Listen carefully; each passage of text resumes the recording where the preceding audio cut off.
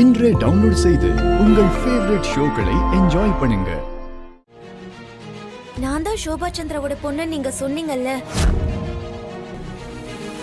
அந்த விஷயத்த நான் சொன்னா யாரும் நம்ப மாட்டாங்க. எங்க அப்பா கிட்ட நீங்க சொல்றீங்களா? கண்டிப்பா சொல்றேம்மா. இத்தனை வருஷமா நிறைய தப்புங்க செஞ்சு என் வாழ்க்கையை வாழ்ந்தேன்.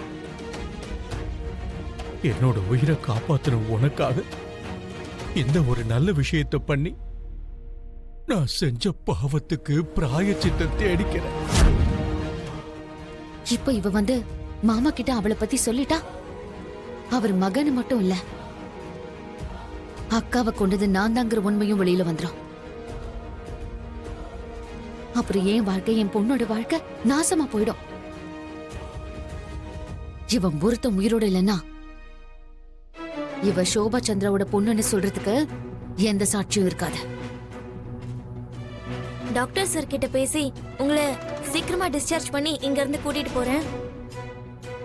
எங்க அப்பா கிட்ட நான் தான் அவரோட பொண்ணுன்னு நீங்க சொல்லணும். நான் இப்ப செத்து பொழைச்சிருக்கேன், அதுக்கு காரணம் நீதாம்மா. உனக்காக நான் இது கூட செய்யலன்னு சொன்னா நான் உயிரோட இருக்கிறதுக்கு அர்த்தம் இல்லாம போயிடும்.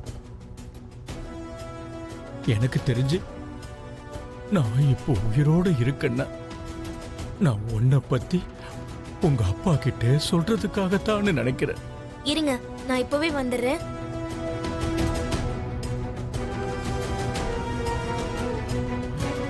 ஏண்டா என்ன மறந்துட்டியா, மாறிட்டியா, இல்லனா நல்லவனாயிட்டியா?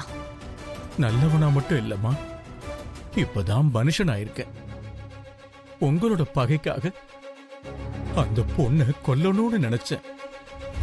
ஆனா அந்த பொண்ணு சாக வேண்டிய என்ன காப்பாத்தி இருக்கா.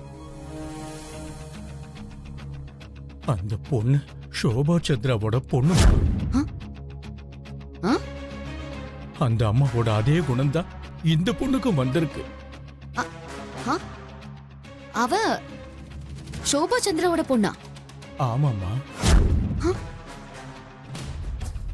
அன்னைக்கு ஃபேக்டரியில இருந்து பொம்மையில வச்சு வெளியே தூக்கி எறிஞ்ச குழந்தைய நான் பார்த்தேன்.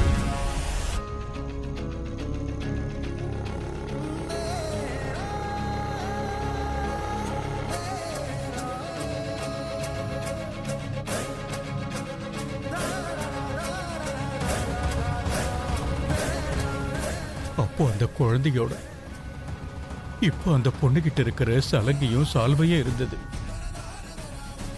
அந்த பொண்ணுகிட்ட இது இருந்ததுமா. இந்த சலங்கை அந்த சோபா சந்திரா ஓடுது. இந்த பொண்ணு அந்த அம்மாவோட பொண்ணுதான். நீ கொல்லணும் நினைக்கிறது என்னோட பொண்ணுதான், என்னோட பொண்ணுதான், என்னோட பொண்ணுதான். இப்போ இந்த விஷயத்தை போய் என் மாமா கிட்ட சொல்லுவியா? கண்டிப்பா சொல்லுவம்மா. ஹாஸ்பிடலுக்கு போக வேண்டிய அம்மா ஃபேக்டரிக்கு எதுக்காக போனாங்க? இறந்துட்டாங்களா இல்ல கொலை பண்ணிட்டீங்களா? இதெல்லாம் தெரிஞ்சுக்கிறதுக்காக தான் நான் வந்திருக்கேன்.